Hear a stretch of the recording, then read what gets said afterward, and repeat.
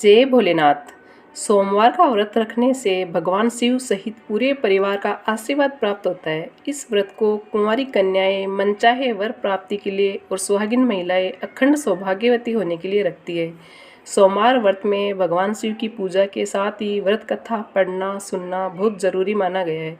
इसलिए आज की इस वीडियो में आप सुनेंगे सोमवार की संपूर्ण कथा। कथा अच्छी लगी तो प्लीज़ वीडियो को लाइक ज़रूर कीजिएगा। कथा इस प्रकार है। कथा के अनुसार अमरपुर नगर में एक धनी व्यापारी रहता था। दूर दूर तक उसका व्यापार फैला हुआ था। नगर में उस व्यापारी का सभी लोग मान सम्मान करते थे। इतना सब कुछ होने पर भी वह व्यापारी बहुत दुखी रहता था, क्योंकि उस व्यापारी के कोई पुत्र नहीं था। दिन रात उसे एक ही चिंता सताती रहती थी, उसकी मृत्यु के बाद उसके इतने बड़े व्यापार और धन संपत्ति को कौन संभालेगा। पुत्र पाने की इच्छा से वह व्यापारी प्रति सोमवार भगवान शिव की व्रत पूजा किया करता था। सायंकाल को व्यापारी शिव मंदिर जाकर भगवान शिव के सामने घी का दीपक जलाया करता था। उस व्यापारी की भक्ति देखकर एक दिन पार्वती जी ने भगवान शिव से कहा, हे प्राणनाथ, यह व्यापारी आपका सच्चा भक्त है। कितने दिनों से यह सोमवार का व्रत और पूजा नियमित कर रहा है। भगवान आप इस व्यापारी की मनोकामना अवश्य पूरी करें। भगवान शिव ने मुस्कुराते हुए कहा, हे पार्वती, इस संसार में सबको उसके कर्म के अनुसार फल की प्राप्ति होती है। प्राणी जैसा कर्म करते हैं उन्हें वैसा ही फल प्राप्त होता है। इसके बावजूद भी पार्वती जी नहीं मानी। उन्होंने आग्रह करते हुए कहा, नहीं प्राणनाथ, आपको इस व्यापारी की इच्छा पूरी करनी ही पड़ेगी। यह आपका बहुत बड़ा भक्त है। प्रति सोमवार आपका विधि व्रत रखता है और पूजा अर्चना के बाद आपको भोग लगाकर एक समय भोजन ग्रहण करता है। आपको इसे पुत्र प्राप्ति का वरदान देना ही होगा। पार्वती जी का इतना आग्रह देखकर भगवान शिव ने कहा, तुम्हारे आग्रह पर मैं इस व्यापारी को पुत्र प्राप्ति का वरदान देता हूँ, लेकिन इसका पुत्र 16 वर्ष से अधिक जीवित नहीं रहेगा। उसी रात भगवान शिव ने सौपन में आकर उस व्यापारी को दर्शन देकर उसे पुत्र प्राप्ति का वरदान दिया और उसके पुत्र के 16 वर्ष तक जीवित रहने की बात भी बताई। भगवान के वरदान से व्यापारी को खुशी तो हुई, लेकिन पुत्र की अल्प आयु की चिंता ने उस खुशी को नष्ट कर दिया। व्यापारी पहले की तरह ही सोमवार का व्रत विधिवत करता रहा। कुछ महीने पश्चात उसके घर अति सुंदर पुत्र उत्पन्न हुआ। पुत्र जन्म से व्यापारी के घर में खुशियां भर गई। बहुत धूमधाम से पुत्र जन्म का समारोह मनाया गया। व्यापारी को पुत्र जन्म की अधिक खुशी नहीं हुई, क्योंकि उसे पुत्र की अल्प आयु के रहस्य का पता था। वह रहस्य घर में किसी को नहीं मालूम था।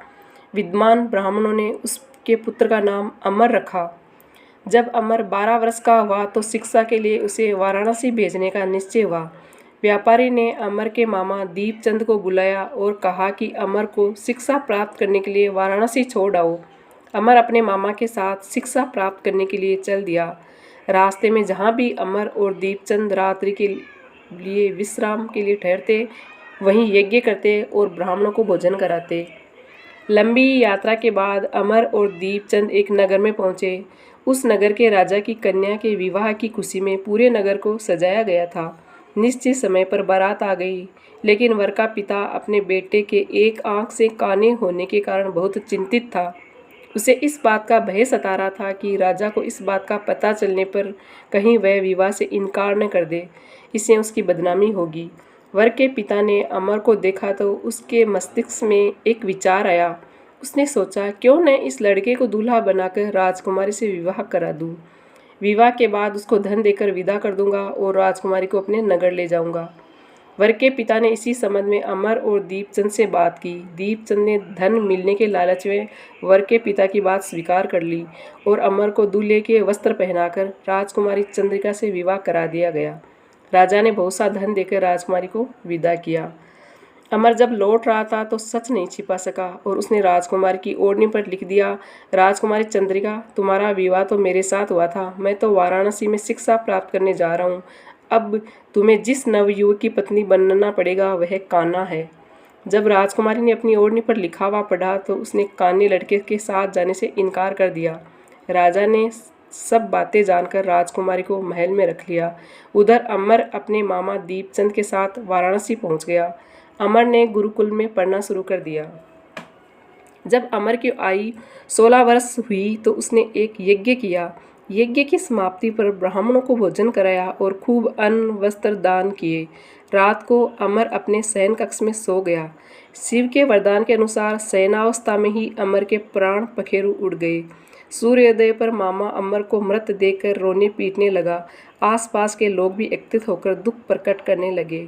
मामा के रोने विलाप करने के स्वर समीप से गुजरते हुए भगवान शिव और पार्वती ने भी सुने।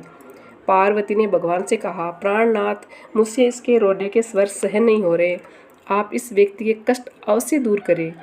भगवान शिव ने पार्वती जी के साथ अदृश्य रूप में समीप जाकर अमर को देखा तो पार्वती जी से बोले, पार्वती, यह तो उसी व्यापारी का पुत्र है। मैंने इसे 16 वर्ष की आयु का वरदान दिया था, इसकी आयु तो पूरी हो गई। पार्वती जी ने फिर भगवान शिव से निवेदन किया, हे प्राणनाथ, आप इसके लड़के को जीवित करें, नहीं तो इसके माता पिता पुत्र की मृत्यु के कारण रो रो कर अपने प्राणों को त्याग देंगे। इस लड़के का पिता तो आपका परम भक्त है, वर्षों से सोमवार का व्रत करते हुए आपको भोग लगा रहा है। पार्वती जी के आग्रह करने पर भगवान शिव ने उस लड़के को जीवित होने का वरदान दिया और कुछ ही पल में वह जीवित हो उठा। शिक्षा समाप्त करके अमर मामा के साथ अपने नगर की ओर चल दिया। दोनों चलते हुए उसी नगर में पहुँचे जहाँ अमर का विवाह हुआ था। उस नगर में भी अमर ने यज्ञ का आयोजन किया। समीप से गुजरते हुए नगर के राजा ने यज्ञ का आयोजन देखा। राजा ने अमर को तुरंत पहचान लिया। यज्ञ समाप्त होने पर राजा अमर और उसके मामा को महल में ले गए और कुछ दिन उन्हें महल में रखकर बहुत सा धन वस्त्र देकर राजकुमारी के साथ विदा किया। रास्ते में सुरक्षा के लिए राजा ने बहुत से सैनिकों को उनके साथ भेजा। दीपचंद नगर में पहुंचते ही एक दूत को घर भेजकर अपने आगमन की सूचना भेजी। अपने बेटे अमर के जीवित वापस लौटने की सूचना से व्यापारी बहुत प्रसन्न हुआ।